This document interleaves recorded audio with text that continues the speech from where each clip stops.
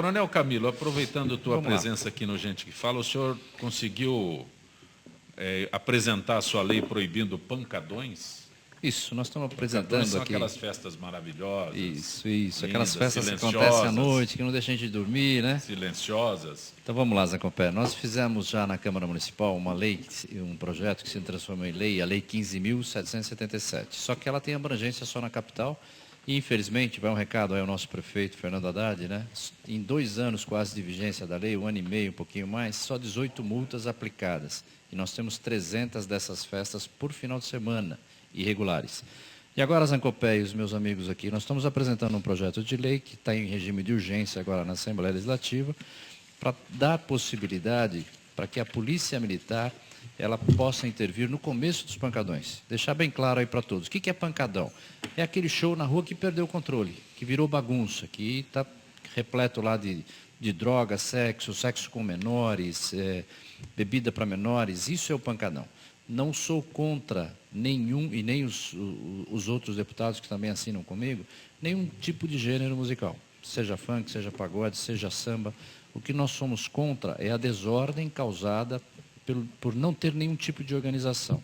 Então, nós estamos trabalhando nessa linha, apresentamos esse projeto e isso vai permitir que a polícia possa multar e recolher o veículo, ou seja, agir administrativamente.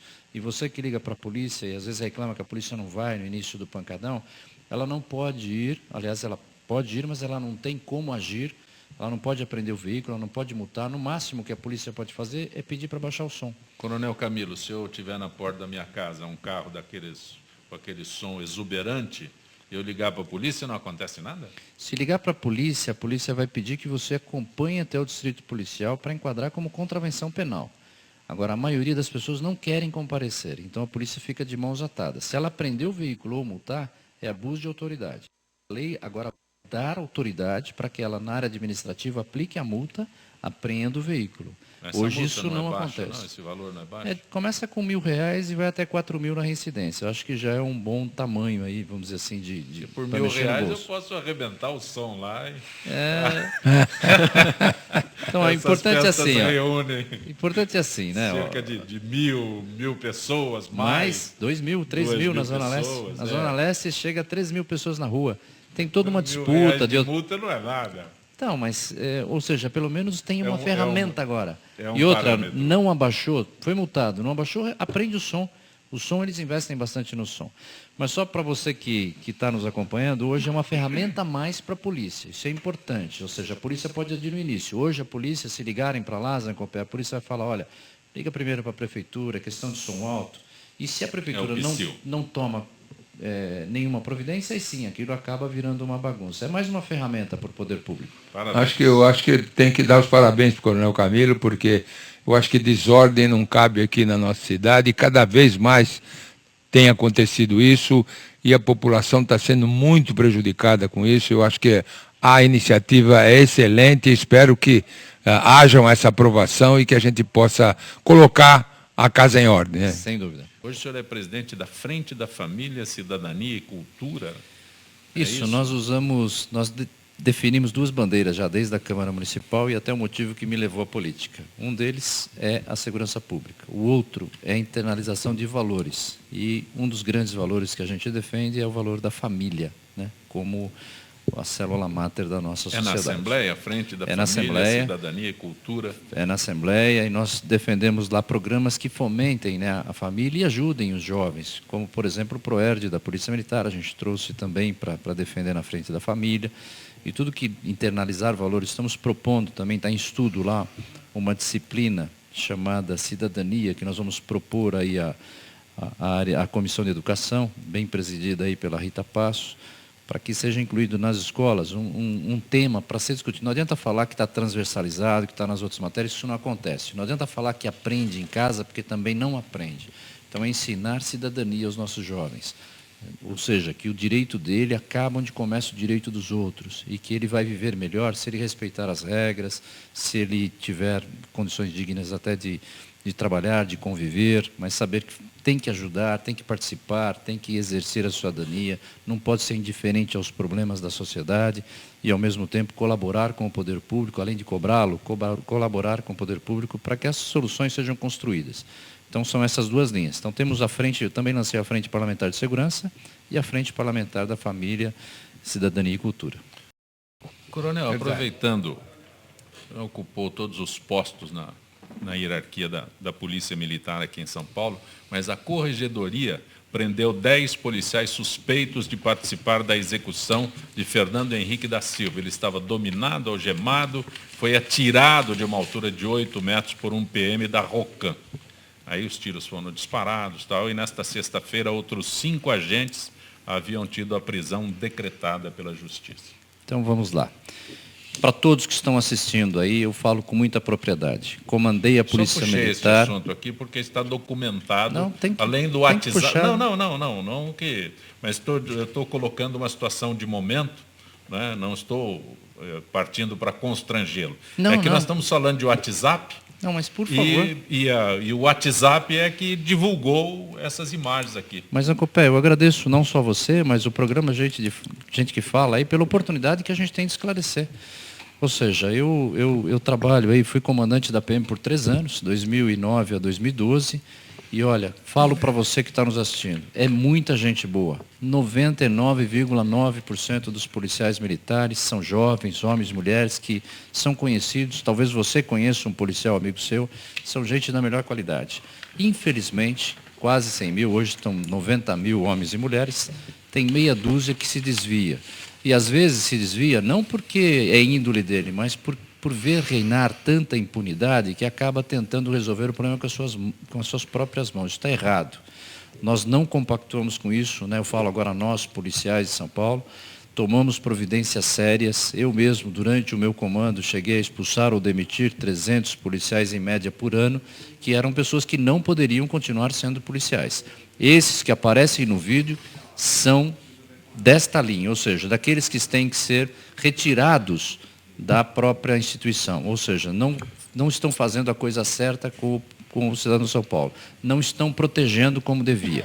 Então, eu falo isso em nome dos outros 90 mil policiais aí que são boas pessoas, que defendem o seu trabalho, que morrem pelo cidadão de São Paulo. Hoje, Zancopé e meus amigos, morreram esse ano 46 policiais militares defendendo o cidadão de São Paulo. Então, esses não representam a instituição.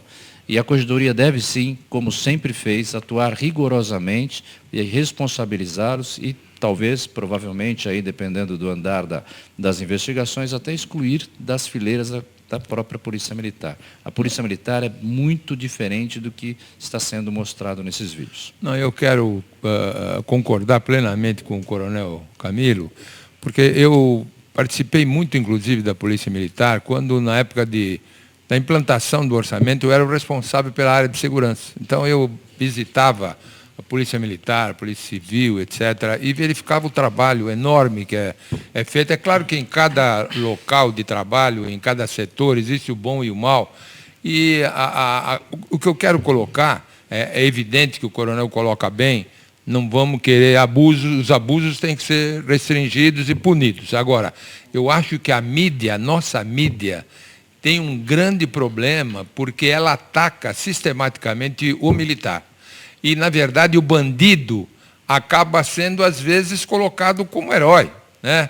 E daí a gente acaba desvirtuando um posicionamento que deveria ser mostrando o trabalho da polícia, que muitas vezes é muito bom, é muito eficiente, e quando surge um caso, ou 2 casos, ou aqueles casos como esse que está sendo colocado, então é generalizado de uma forma incrível pela mídia, e isso realmente tem que, eu não sei o posicionamento do coronel, mas é uma coisa que sem dúvida, me machuca um pouco. Só para não perder oportunidades.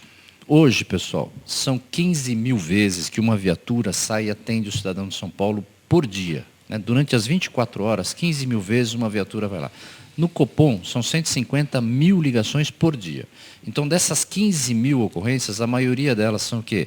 Salva as pessoas, vai lá, faz aquele trabalho nas desinteligências, né? na mediação de conflitos, é o bombeiro salvando, resgatando as pessoas, é o policial fazendo parto, é socorrendo pessoas que estão feridas por algum motivo.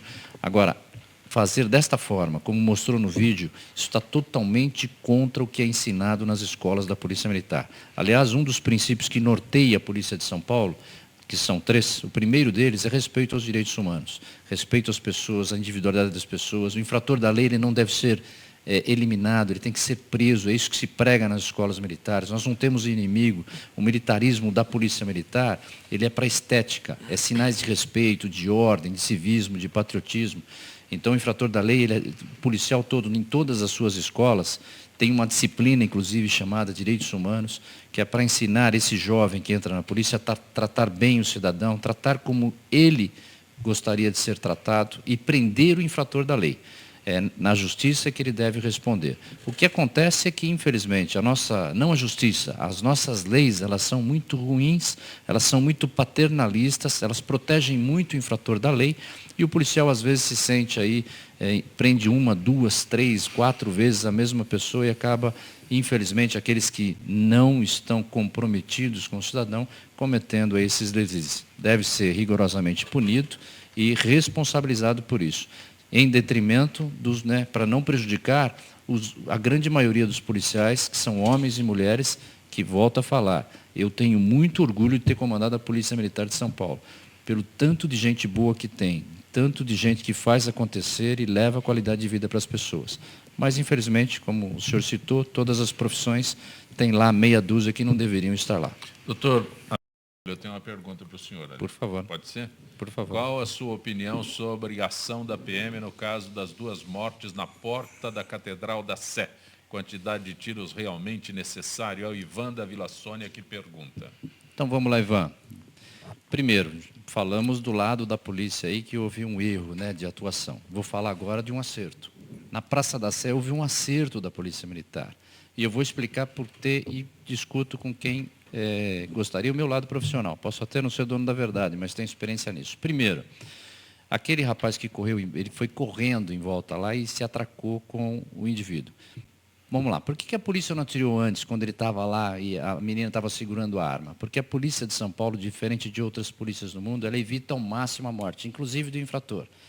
E ele estava sendo, no primeiro momento, a polícia usa um método chamado verbalização. Estava falando com aquele infrator para ele largar a arma, para ele soltar a menina.